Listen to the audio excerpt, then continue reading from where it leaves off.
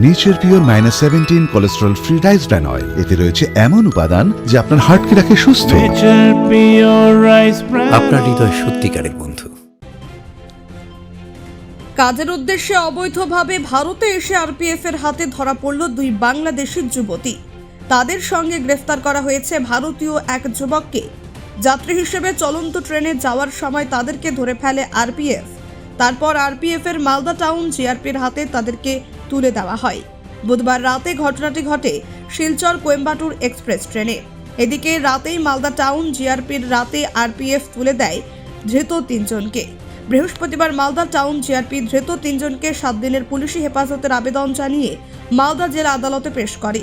ধৃত তিনজনের মধ্যে 2 জন বাংলাদেশের যুবতী, আরেকজন ভারতীয় যুবক। ধৃত বাংলাদেশি দুই যুবতীর নাম সাইমা আক্তার ও সৌমিয়া আক্তার।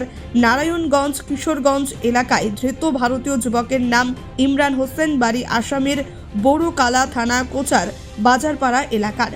জিআরপি সূত্রে জানা যায়, কাজের উদ্দেশ্যে বাংলাদেশি দুই যুবতী অবৈধভাবে ভারতে আসে। তারা সিলেট দিয়ে পারাপার হয়। গুয়াহাটিতে এসে এই ভারতীয় যুবকের সঙ্গে দেখা করে। তাদের সাথে আগে থেকেই তাদের পরিচয় ছিল। তখন তারা গুয়াহাটি থেকে ব্যাঙ্গালোর যাওয়ার জন্য জেনারেল কামরায় উঠেছিল।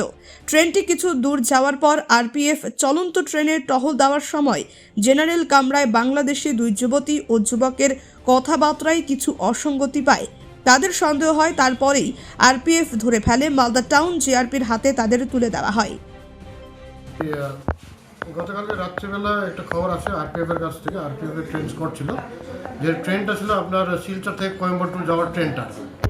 এই ট্রেনের মধ্যে 2টা বাংলাদেশি মহিলাকে নিয়ে যাচ্ছে বলে এরকম খবর আসছিল।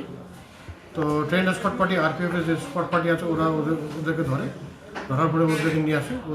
ওদেরকে নিয়ে আসার পরে ওদের সঙ্গে আরেকটা লোক ছিল যার বাড়ি হচ্ছে আসামের। ওরা 3 জন মিলে ব্যাঙ্গালোর যাচ্ছিল কাজের জন্য। তো ওটাকে একটা আমরা এখানে কেস করেছি। কোন ট্রেন স্যার? এটা শিলচর থেকে কোয়েম্বাটুর যাওয়ার ট্রেনটা। এরা কোথা থেকে কোথায় যাচ্ছিল? এটা গুয়াহাটি থেকে চেন্নাই যাওয়ার উদ্দেশ্য ছিল আর কি। কিভাবে কি?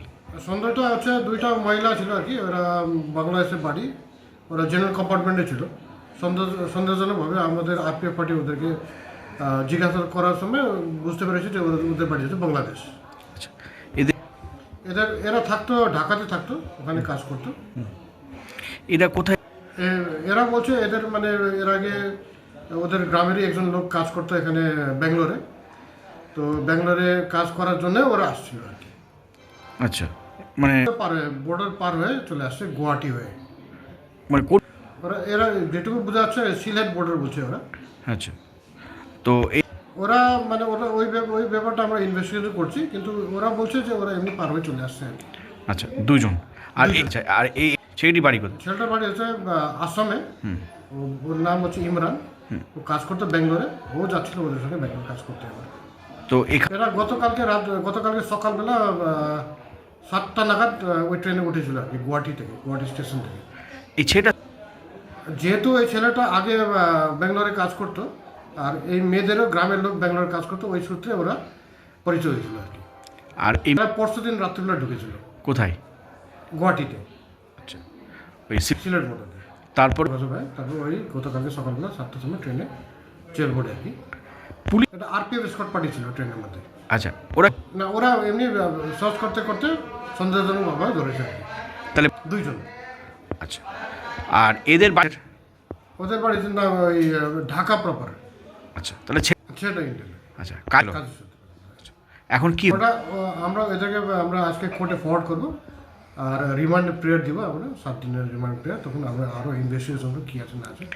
কিছু ওদের কাছ থেকে মোবাইল পাওয়া গেছে, আর টিকিট পাওয়া গেছে।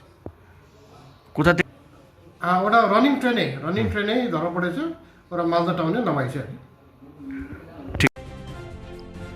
মালদা থেকে পরিতোষ সরকারের রিপোর্ট, কুলিক নিউজ।